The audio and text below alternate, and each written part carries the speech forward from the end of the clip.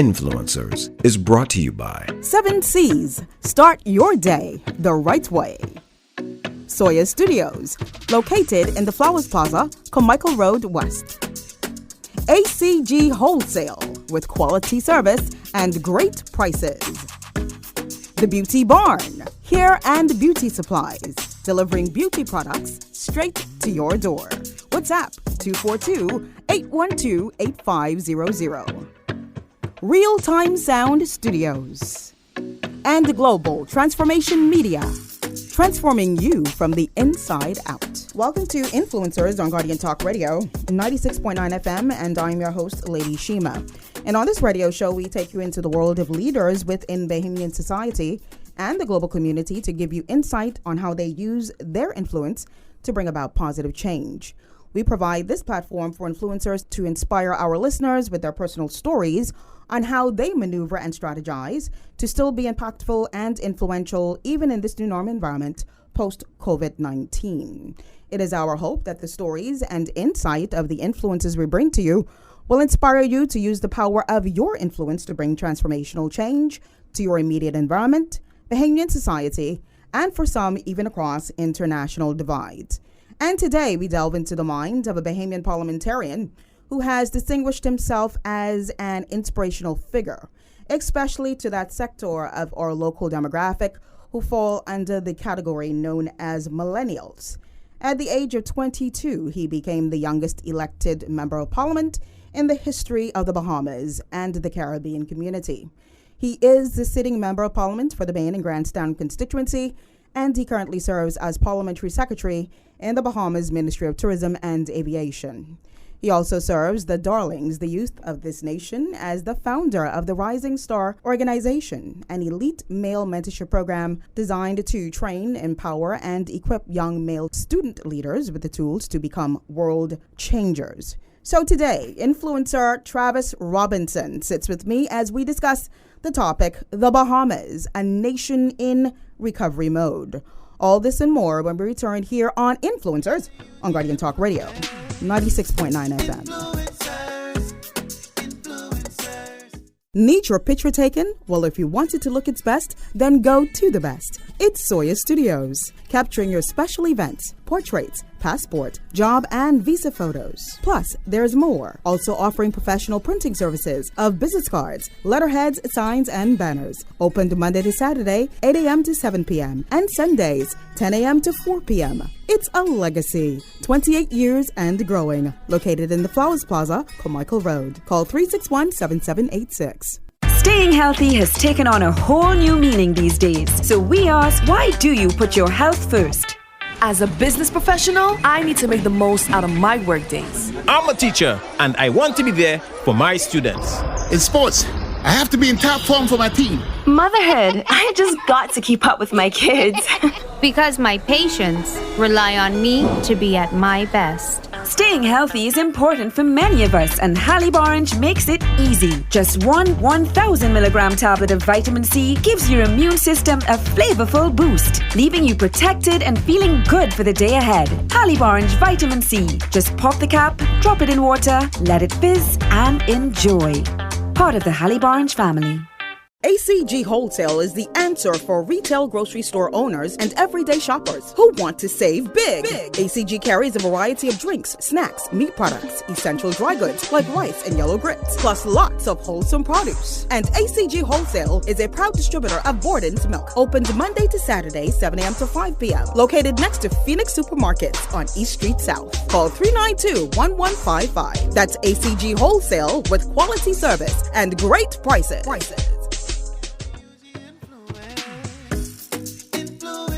Welcome back to Influencers. I'm your host, Lady Shema, and with me today is influencer, parliamentary secretary for the Bahamas Ministry of Tourism and Aviation, and of course he also serves as the member of parliament for the Bain and Grandstown constituency. I speak of none other than Mr. Travis Robinson. Welcome to the show. Thank you. It's a pleasure to be here and pleasure to speak with you today.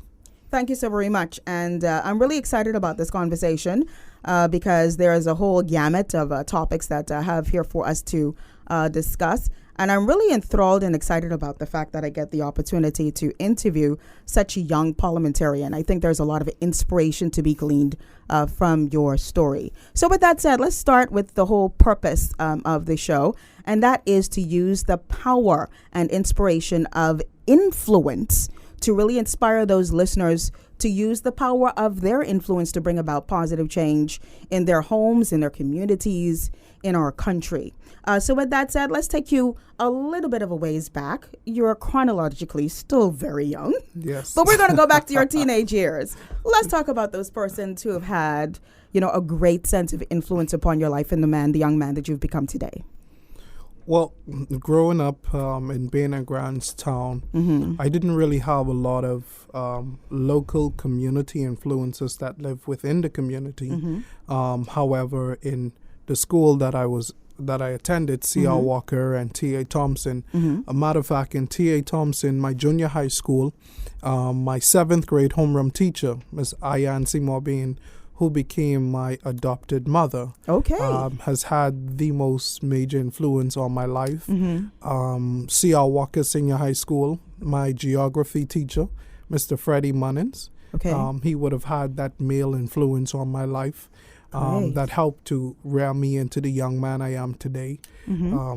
I participated in a number of youth organizations like the Boys Brigade and the Rangers program coming up in school.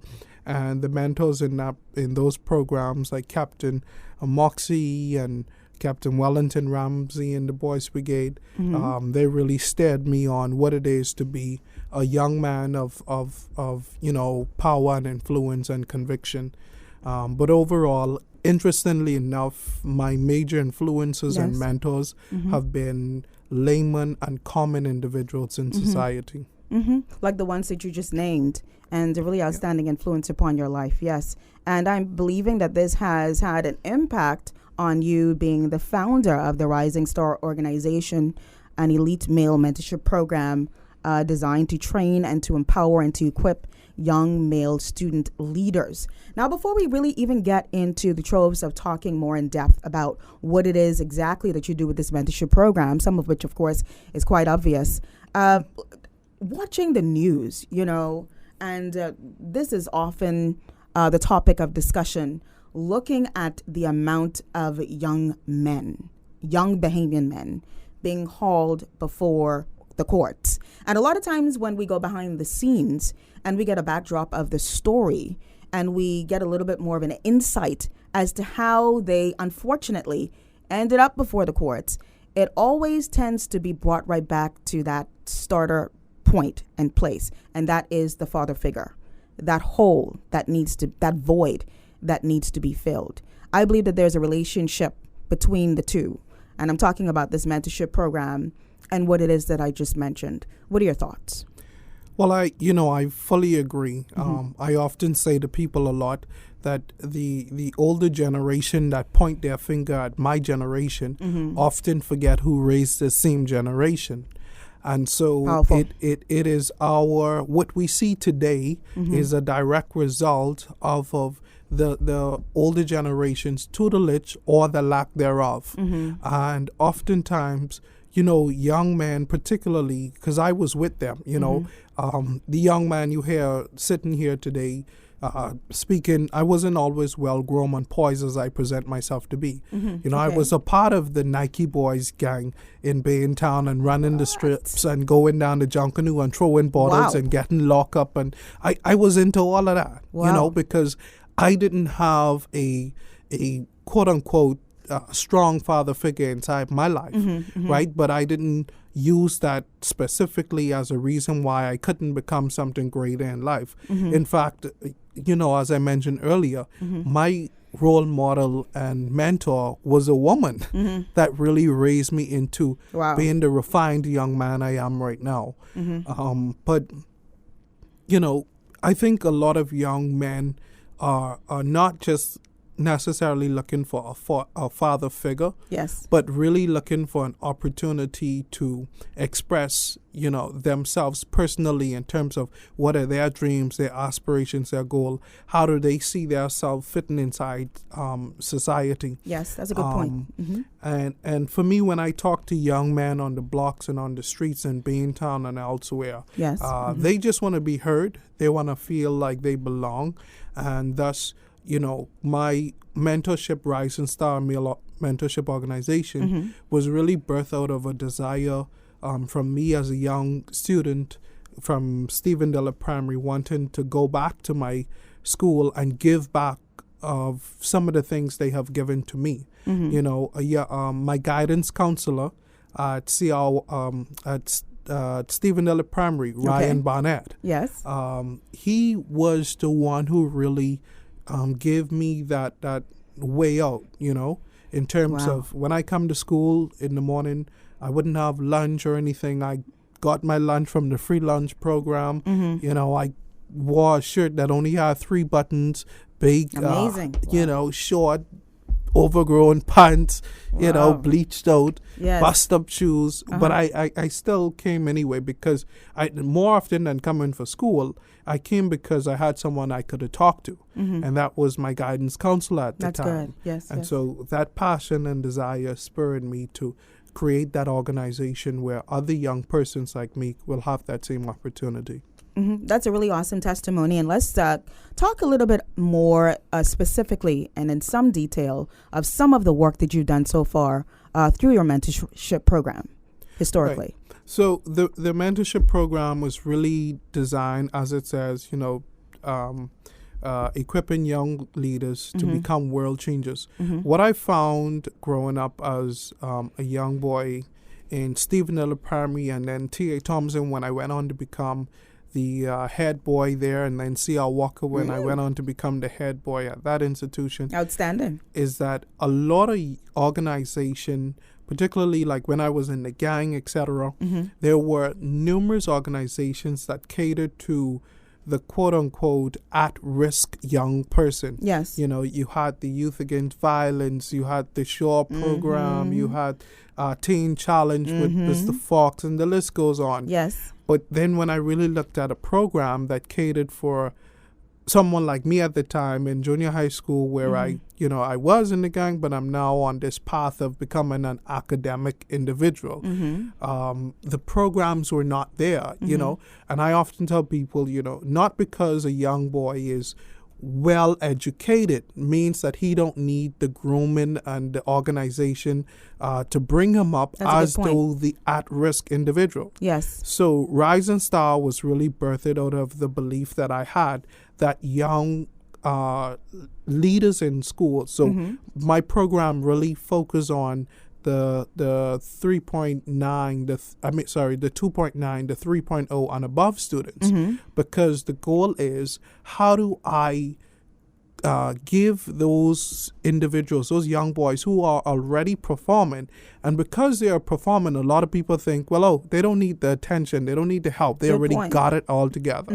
And so some of the things, we focus on, because they are so book smart, right, our program is not tailored around the academia of it. So we do dealing community with, outreach. Yes. Right. So we do community service, painting the elderly people homes, grocery give backs. We go around, we clean up the beaches, etc. Those type of programs. Empowerment. Right. We partner with the Defense Force. They come in, they train them. I care them through the rigorous, because typically the book smart young boy is not really exposed to the grit and the grind. And so the program is really developed to give them grit and grind to, yes, you have the academic, but when you come on the streets of the Bahamas, you're going to need something else to push beyond just the academic. And so that's what the program really focuses on, pulling them, not really pulling them away from the book, but complementing the book aspect of them. Word, complementing so that they are not just the bookworm, but they can function and move in any reality or society they found themselves in. Yeah, and a couple of minutes before we started with this conversation, you said, of course, due to the pandemic, there's a little bit of a lull in the execution of this program. But what are your thoughts on the future of the program? Of course, this is so needed. And what did you say to me? Well, absolutely. The program won't go anywhere. We will get back to the full-on operation of the program as soon as the country gets the numbers back under control, and the school system education allows students to come back into the school building for face-to-face, because it's an after-school program, and the type of principles and lesson we teach them are really face-to-face type of principles and morals that they need to learn.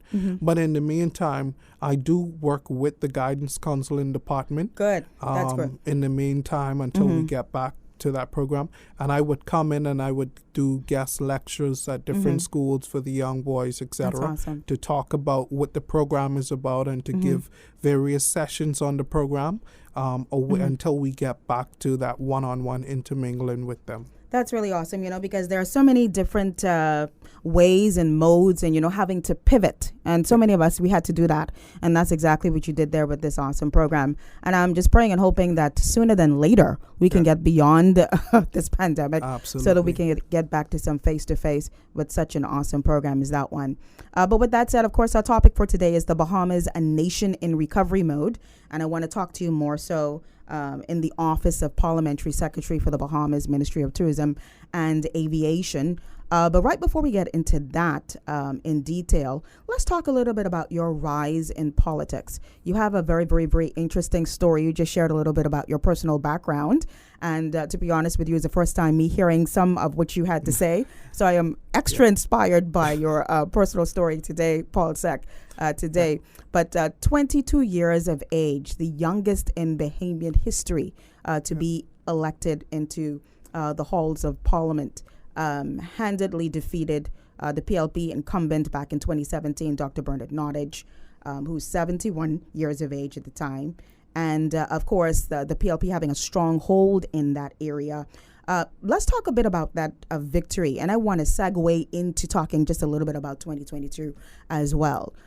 Do you believe that your victory had to do with your promises to the people of the Bain and Grandstown constituency, or do you believe that it probably fell to the default of party politics? What was your honest opinion on that?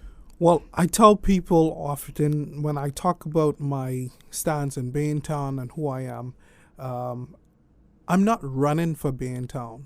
I live in Bain and Grandstown. Good point. And so the difference is, here's a young man that the community watched grew up from a little toddler, went to primary school, junior school, senior school, and into college, the university that is just 1 minute away from the university, from the Bain and Grandstown community.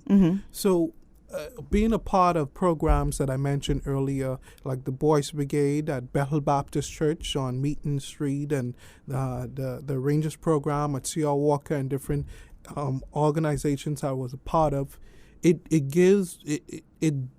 really cemented me within the Bain and Grandstown community in terms of the community service that we did. So a lot of the elderly people knew me by name because of the community service we did with them. Regular people in society knew me from playing basketball on the park with their sons and their daughters, etc. And, just the Rising Star program, a goodly number of the kids in those programs are sons of residents of Bain and Grandstown. So they know the work that I have been doing even as a teenager. So to support me in that election was not more so who's this young man coming in trying to, get my support. I had proven myself over the years, and so the knock on the door, while it was not an easy one, was certainly a familiar one.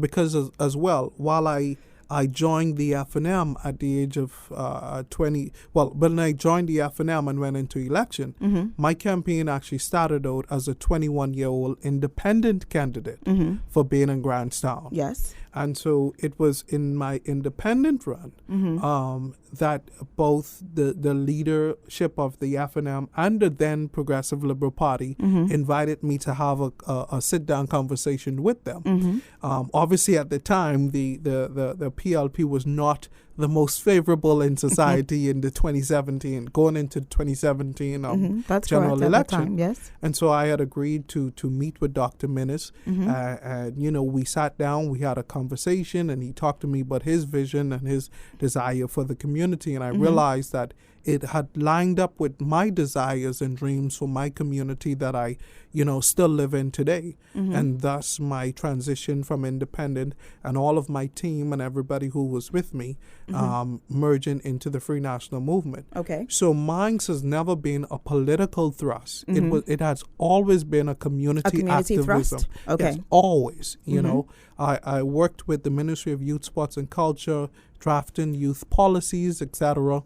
And so young people in different places know me as well, and the work that I really produce in terms of who I am and what I stand for and what I represent.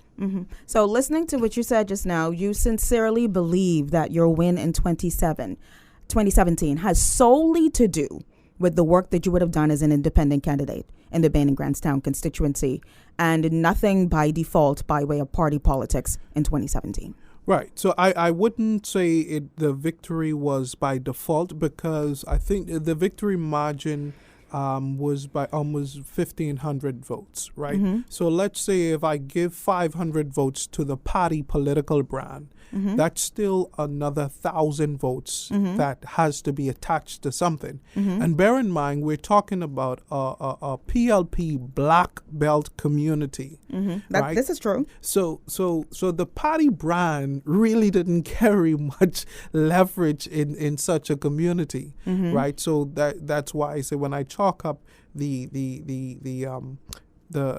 500 votes thereabout to the party brand, there's still the bulk of that success of the victory that has to be attached to something. And I think that was the community work, the community activism, the authenticity, the relatability of myself to the people. And don't get me wrong, bear in mind, party affiliation does still have a strong hold of course in our society today. But obviously in certain communities, whether it be for the PLP or the FNM, whether it's a Centerville or Baintown or Kalani and Sanans, they all have their black belt areas, right? Where party brand is not the deciding factor. Most definitely. For either side, you know. So I think the work that we've put in, my team and I have put in, and the authenticity and the genuine spirit by which we have been doing what we're doing has been the catapult or the catalyst to arrive to the result we have seen at that time. Okay, I hear you and I understand you, but just on a point of clarity, I just want to say that when I say by default as it relates to party politics, talking about when you would have such a landslide victory in a general election where you would have the majority of the electorate saying, listen, we are sick and tired of being sick and tired, and so we don't care who they bring to us as long as it's on the red because we want to get the gold out, we're going to vote for them, right? But when you do other margins, for example, when you look at Glennis Hannah Martin in Angleton, another PLP stronghold, right? Those areas, it was so close for her. I think she only won by about 80-something votes thereabout. It was very close. Right. This is a lady who won by the thousands, right? In such an area, stronghold. in a PLP area, yes, right? Yes. And so we're talking about an individual who was the sitting cabinet minister of national security, a juggernaut within the PLP establishment, etc. So when we look at the margin of victory, I say that even though that spirit of we don't care who was on the ballot was there was an extra oomph of excitement that cemented even more persons than not who would have ordinarily voted for the FNM just to get the PLP out at the time that went to the polls. And we are accounting for that extraordinary result in the victory margin. Okay, I've got your point loud and clear. And of course, I want to use that to segue right into talking about your relationship with the Prime Minister, the Right Honorable Hubert Minnis. Of course, your story, it's in public domain. Everybody knows what's happened. Of course, in July 2020, July 20th to be exact, you were reinstated as with your post, Parliamentary Secretary for the Ministry of Tourism and Aviation.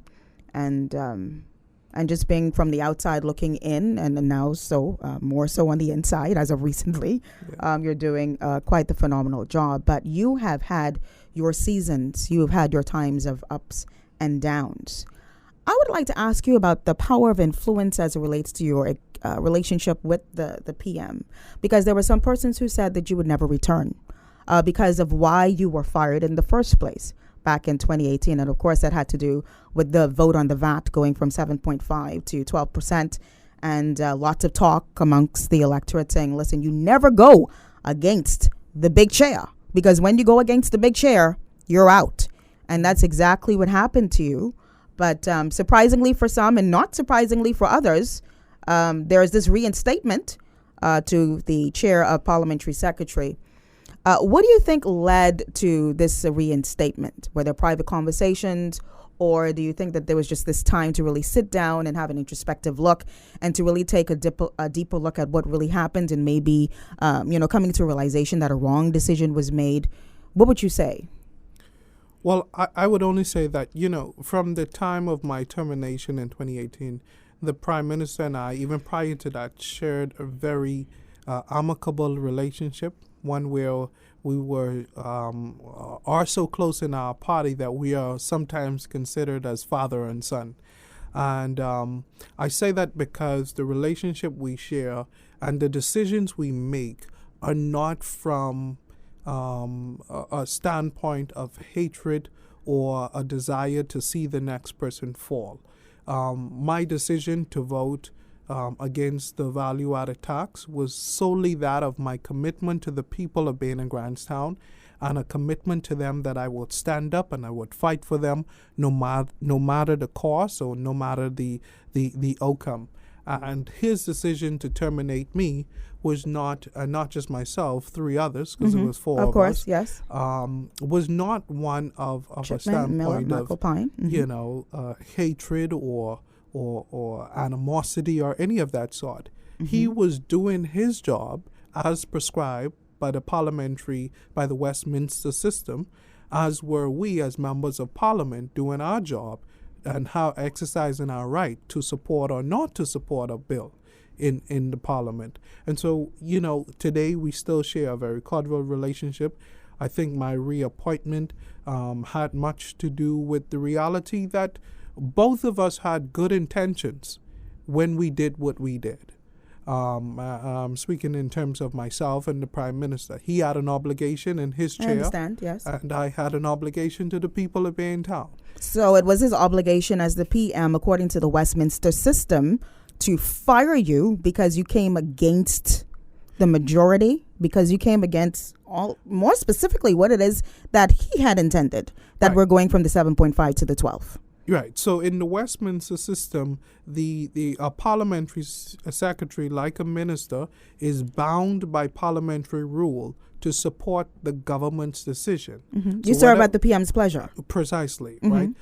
So whatever the government decision is, which was to increase value-added tax, in my position. Now, had I been a regular member of Parliament, I could have segued and voted no with no type of, backlash.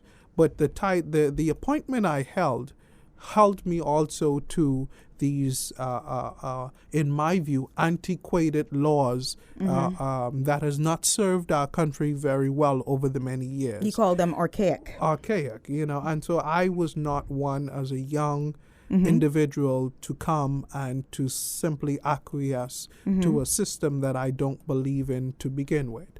And so for me, It was to stand up and speak out for the people who elected me to serve, and to say no to a system that does not serve the Bahamian people well. Mm-hmm. When you say in a system that you don't believe in to begin with, you were referring to the Westminster system. I'm referring to the Westminster system, yes. Mm-hmm. Okay, I've got that. Let's talk a little bit about 2022, because we're going to use the last half hour to talk specifically about tourism.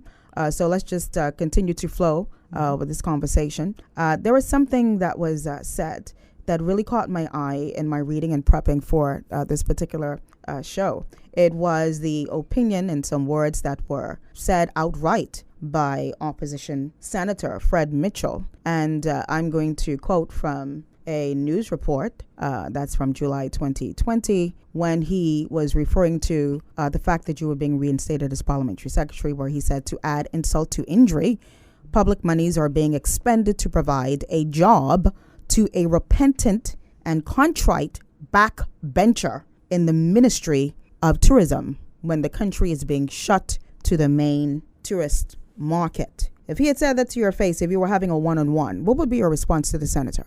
Well, my response was simply being to him, respectfully, sir, I hear you and I understand the direction or the point of view you're coming from. However, as a young man who have studied tourism and hospitality at the University of the Bahamas, and in this most troubling time where our tourism industry is on its knees, I believe this time more than ever before is the time that tourism and the senior leadership needs every input at the senior team, from the young, the middle, and the more experienced individual, to put together a recovery plan that is not just reflective of a particular age of doing things, but my voice and my input as a young man and as a young person and a millennial in this country, that's right, will add balance to the recovery plan that we see for our country. And so it is not merely to be looked at as putting an individual back in a time of turmoil, etc. No, because when you see turmoil in the Chinese language, when you see crisis, they see opportunity. That's so correct. The crisis he spoke about was the perfect opportunity to have all voices and different perspectives at the table. And I believe that's what the Prime Minister saw. An opportunity to have all voices and generations at the table, so that our master tourism plan is one that is reflective, that all generation of Bahamians can get behind. And we're going to be talking more about this tourism plan to which you refer on the other side of this break. For those of you just probably tuning in, you're listening into Influencers here on Guardian Talk Radio 96.9 FM. I'm your host, Lady Shema. In with me today, influencer, Mr. Travis Robinson, Parliamentary Secretary for the Bahamas Ministry of Tourism and Aviation, and of course the MP for the Bain and Grandstand constituency. On the topic, the Bahamas, a nation in recovery mode, and we're going to be getting more into the topic on the other side. Please stay tuned. There's this place you can buy quality men and ladies fragrances like Versace and Jimmy Choo for the best prices in town. It's easy to find with lots of parking and great customer service too. Want to know where? I'm talking about Sawyer's Treasures and Things, located right next to Sawyer's Studios in the Flowers Plaza, Carmichael Road. Open Monday to Saturday, 9 to 5. Call them now at 361-7299. Got it? Sawyer's Treasures and Things at 361-7299. Start your day the right way with 7 Seas. Start your day the right way. Trust in the timeless tradition of 7 Seas cod liver oil. 7 Seas cod liver oil is a rich, natural source of omega-3, giving you the essential nutrients needed to promote good health and help make sure you're looking and feeling your very best. Whether it's one a day, high strength, or traditional, with 7 Seas cod liver oil, you start your day the right way. Start your day the right way with 7 Seas. ACG Wholesale is the answer for retail grocery store owners and everyday shoppers who want to save big. ACG carries a variety of drinks, snacks, meat products, essential dry goods like rice and yellow grits, plus lots of wholesome produce. And ACG Wholesale is a proud distributor of Borden's Milk, opened Monday to Saturday, 7 a.m. to 5 p.m., located next to Phoenix Supermarkets on East Street South. Call 392-1155. That's ACG Wholesale with quality service and great prices. Welcome back to Influencers. I'm your host, Lady Shema, and with me today is influencer Travis Robinson, and he is, of course, the Parliamentary Secretary for the Bahamas Ministry of Tourism and Aviation. And our topic for today is the Bahamas, a nation in recovery mode. And right before we went to break, you were talking about this recovery plan as it relates to tourism. Of course, I was participating in a Bahama Host session just this morning. And a lot of the participants were talking about really just seeing downtown just looking like a ghost town and how heartbroken they are by, just witnessing this. First account eyewitnesses seeing this. And for some of them is the first time in their lifetime that they've ever seen such a thing. Talk a bit about some of the plans that your government has in bringing about this rebound, this recovery, this comeback of our number one industry, tourism. Well, first of all, we're still inside the middle of in the surge of the pandemic, even particularly now in what we call the third wave. But what we've been focusing on is brand familiarity, right? A number of, particularly in the U.S. market, because we know and we appreciate over 90% of our visitors to the Bahamas is from the U.S. market, right? And so focusing on brand familiarity, reconnecting with all of our travel agents, all of our promotional companies to, remind them of how, committed tourism in the Bahamas has been to them, and the need for them to partner with us to get the Bahamas brand back out there in the front of visitors alike. But what more specifically we've been selling is the family islands. And that is because, when you look at this pandemic, a lot of persons and visitors are preferring destinations that are less densely populated. That's correct. And countries and destinations that are strict and really focusing on their COVID protocols. And so our efforts in focusing on the family islands are bearing fruit, and we see it in our numbers because in 2019, where we had the banner year, where we broke the record with 7.2 million visitors to our shore, the largest in the history of the Bahamas. That's right.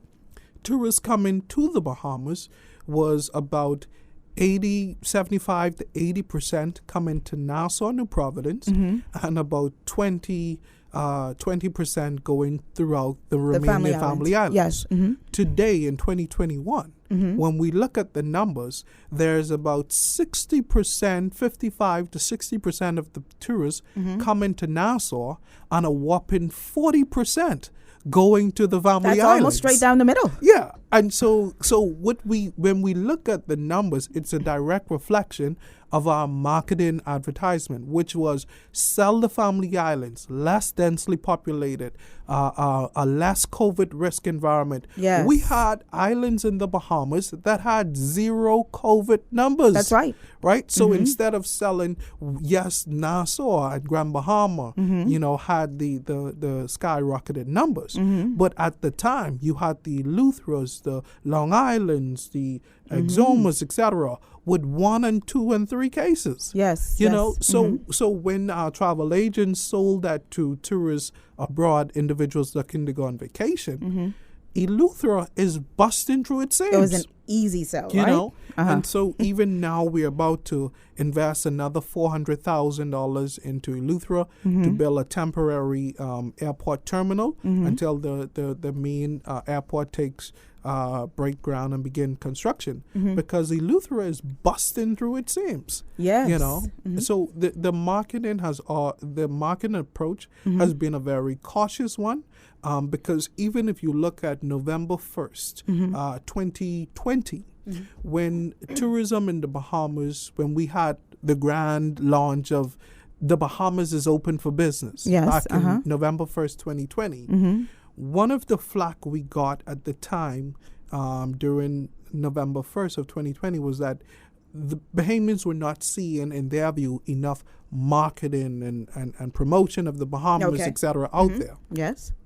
But in reality, research will show you one of the more specific things that we were not paying attention to, those who are not in the marketing industry, was that November 2020 was the U.S. general election, right? President Joe Biden and Donald Trump. Exactly, yes. And every television and radio ad had bought out every, ad. And the focus was on the U.S. election. And so the price that you paid at the time for one ad, I'm sure, of course, was our whole budget, yes. For marketing. So it didn't make sense. So yes. we could not compete with the U.S. general election at the time. Okay. So the strategy had to switch again. We put a lot of little soft things out there just to keep our name buzzing. And immediately following the results, the confirmation of the results of the U.S. election, then we went full force with all of the marketing agencies and the different promotion and then partnering with the Bahama and Atlantis, etc., to further promote the Bahamas. Definitely, really reaping rewards now, looking at some of the comments by, the Minister of Tourism, Dionisio Diagala, with his 2021-2022 budget debate comments. And he said here that the travel health visa request went from 22,000 in January to 30,000 in February to 64,000 in March to 68,000 in April and then 110,000 in May. So we see a marked increase there. And so far in 2021, still quoting from the minister, almost 300,000 visitors have returned to our shores here in the Bahamas. And also, of course, he quoted those percentages that you just made reference to as well. 60% here to New Providence in terms of visitor arrivals and 40% going to the Family Islands. And so, of course, this is a confirmation here. Yeah. And, it should be like a pat on the back to say, hey, Ministry of Tourism, we're on the right path. We're doing something right. We're going in the right direction. Talk to me about what that experience is like, sitting around the table, being a part of the think tank, the brainstorming session. What's that like? What happens? Yeah. Well, it's a very interesting moment because you have some of the most experienced individuals with years and years inside the sector at this round table, and we're going back and forth on the direction that tourism should be going in. Individuals, executive directors reporting on their departments and their portfolios that fall under them, and being pulled apart from other departments on what it really should look like, and the different direction and what we should be doing and what we need to do more of. But one thing we're always guided by is the numbers, because you could always come up with a brilliant idea, but the numbers, more so than the money, the numbers need to support, and statistics need to support the direction that you're going into. For example, some 90% of visitors to the Bahamas is coming from America. Right, so that percentage direct our investment in terms of marketing, rather invest in $100 million in China or some other country. We cannot forget where the bread and butter is really coming from. That's right. And we cannot take for granted, just like Coca-Cola and all of them. Everybody know what is Coca-Cola, but every Super Bowl or different commercial, you will see a Coca-Cola or some other commercial brand that you already know. And so we cannot take for granted where your bread and butter is coming from, and the need to market into the destination. Yes, where you have a strong grip on, but not allowing that to fall away. But the Bahamas has done great, because we have been the only country in the Caribbean to have survived off of tourism for 60 golden years, right? Tourism has been the bloodline. And yes, I appreciate the conversation that talks about whether or not we should diversify our economy, and the list goes on, and all of that good stuff. But the truth of the matter is, when you look at what is the number one revenue generation around the world, it is service-based industries. Tourism is a service-based industry, right? And in marketing, it would tell you, we have in the Bahamas the competitive advantage over a plethora of many in the other region. That's right. destinations. You know, so to go from something you're a master at to divert into something that you're trying to learn would be, you know, a black eye to your economy in its entirety. What do you think about doing both simultaneously?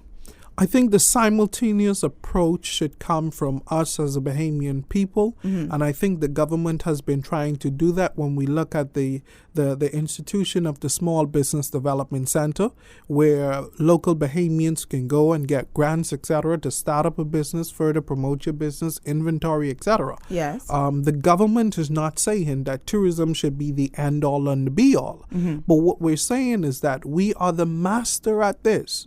We understand this. We didn't figure this thing out overnight. It took some 60 years for us to be able to get to this point. And I often tell people as well, when you look at other industries, let's say manufacturing or agriculture, as a lot of people like to say, should be our number one industry. Agriculture and fisheries, yes. When you look at that, right, in this pandemic, let's say, take for example, Hurricane Dorian that just took place, right? That would have wiped out the entire economy of the Bahamas had agriculture been our number one industry, particularly on the Family Islands, right? And not to say we should not dwell in it, but we have to be careful for what we ask for. Like the saying goes, you know, look what you can get when you're tired of what you got. Yeah. And the Bahamian saying. Yeah, I think tourism will never die. In my view, as a young millennial who have studied tourism inside and out, and now doing a master's in tourism and aviation. Wow, great. Tourism will never die simply because as teaching is the career that makes all other careers possible, tourism is the industry by which every other industry transit. Wow. Say that again. I love that. Right. As teaching is the career.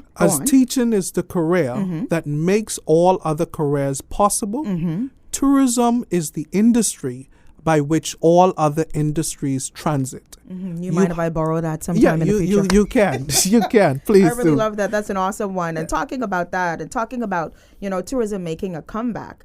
And, you know, it being easier for tourism to get up on its feet again. Yeah. All right. The Crystal Cruises, July 2021, making its inaugural voyage. And such a time of excitement, such a time of spontaneity, even for those persons who were so excited about servicing those tourists who were arriving on, you know, on their shores after such a long time of not seeing one tourist dock at the doors of the airport. You know, I could only imagine what that feeling must have been like. Yeah.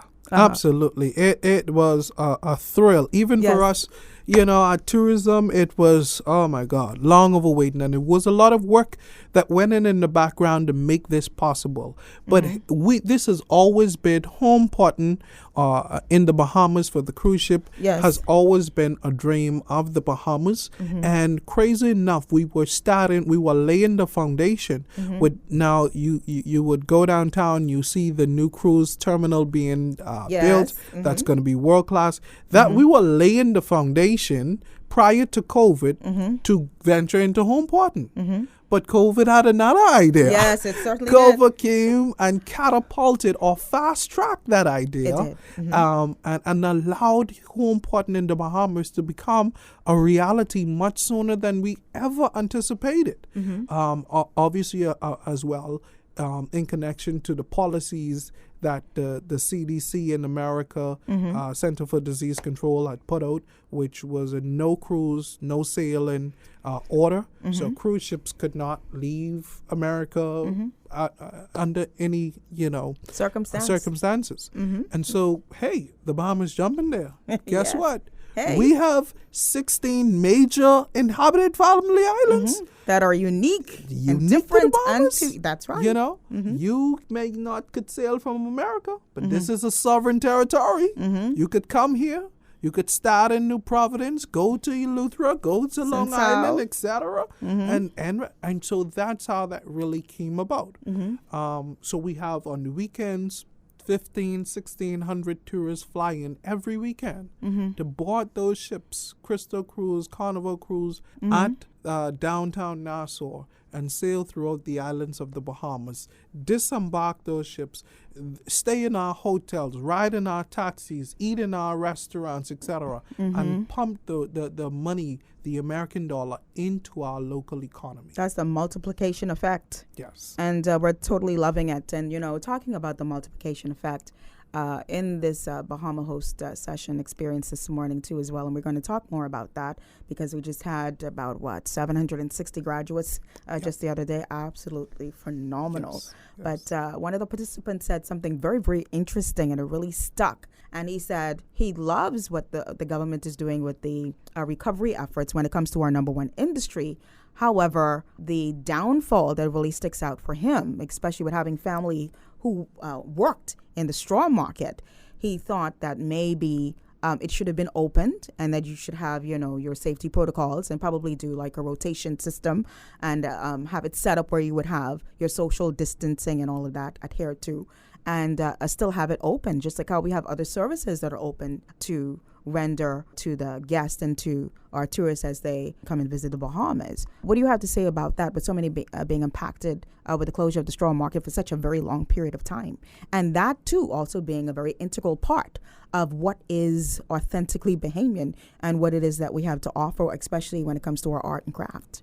Yeah, so I understand and I hear the concern, and it is a valued one. I think more often than just the dollar value, we have to ultimately in this day and time appreciate the health value, because we could be wanting to be all things to everyone and then become nothing to anyone. And I say that by saying we have straw vendors, etc., have an obligation to themselves to ensure that they operate within the highest degree of health, safety, and protocols. When the straw market was built, the structure and dimension of the straw market was never built to accommodate social distancing and or the air ventilation that is currently needed in this COVID environment. So it's just straight up unsafe to reopen. It is unsafe, particularly. I could really support that cry or that concern. Had all straw vendors been fully vaccinated, I could support that. And I say that on the premise. Even with them being on a rotation system? Well, see, with the rotation system, it's easy. We have to appreciate our culture as well. We can say rotation system, right? But it then comes down to enforcement. It comes down to we know ourselves, we know our people, and we have to be realistic in this day and time. The worst thing you want to do is to open a facility where tourists now, where it become an incubation for tourists to contract, or even Bahamians more so, to contract COVID from one another, right? So if anyone knows of how the straw market is constructed and even how the stalls are constructed, social distancing is very, very, very difficult. It's going to be very challenging to really execute. And the entrance and exit, there's not one controlled entrance or exit for that. And even if you try to do one controlled exit and entrance, then you come back down to the air ventilation issue, right? Because you could roll down the shutters and have one entrance and one exit, then you get into the COVID protocol. You roll up the shutters and then you have the issue of enforcement and all of that stuff. So they're going to have to wait until the pandemic is near over in order for it to be reopened? No, I think what it is that I think as we see more and more of the Bahamian populace, as we're seeing now, become fully vaccinated, okay, and we can reach the point where the government can see that we are be comfortable that we are not creating for ourselves, a COVID incubation. I think they will have that opportunity to get back out there and get to work. But what is important at this day and time, I think, is for them to still be entrepreneurs in their own right.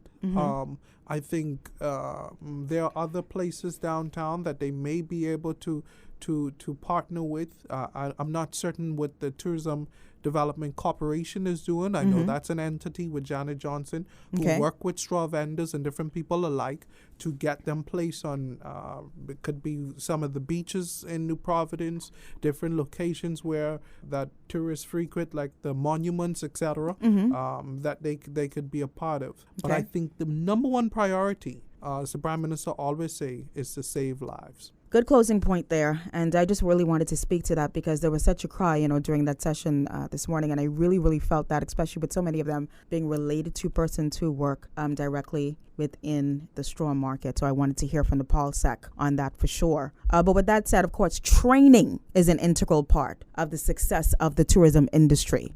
Because when we have those guest-facing professionals who are out there, we need to make sure that they are putting a good face on for the Bahamas, that they are representing our country well. Yep. And with that said, I believe it's an awesome success of a story with 760 graduates just a few weeks ago from 6 different islands, graduating, now being Bahama Host certified.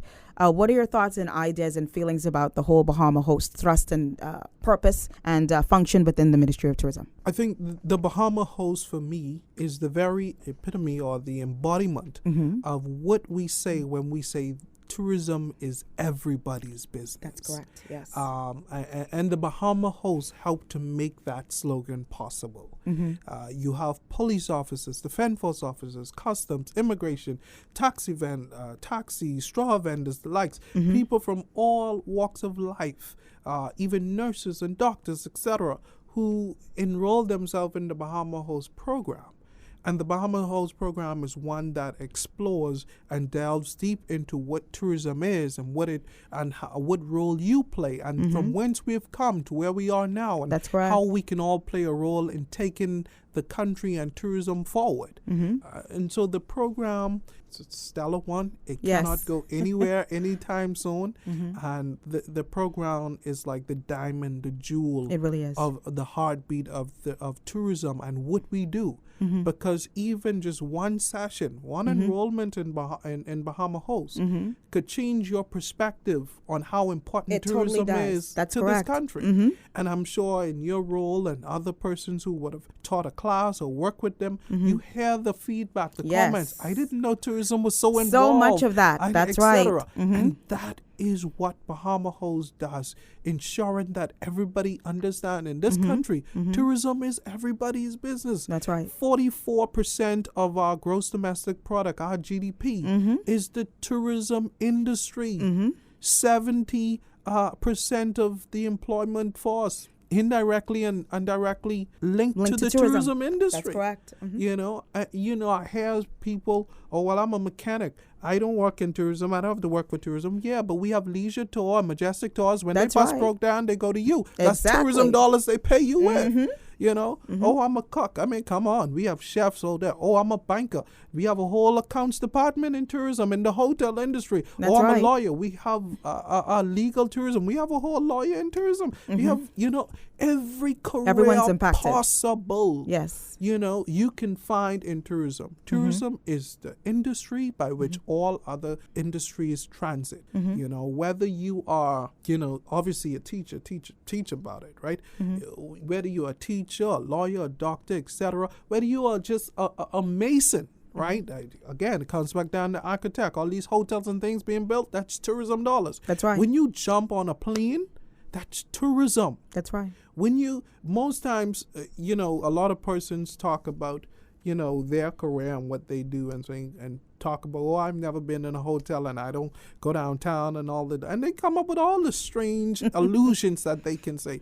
But no, when you jump on the plane and you go in on vacation, you are participating in tourism, right? Because you can jump on a plane, stay in a hotel, rent a car, and it is all the multiplier effect, and you cannot run away from it. And that's why I always say tourism will never die.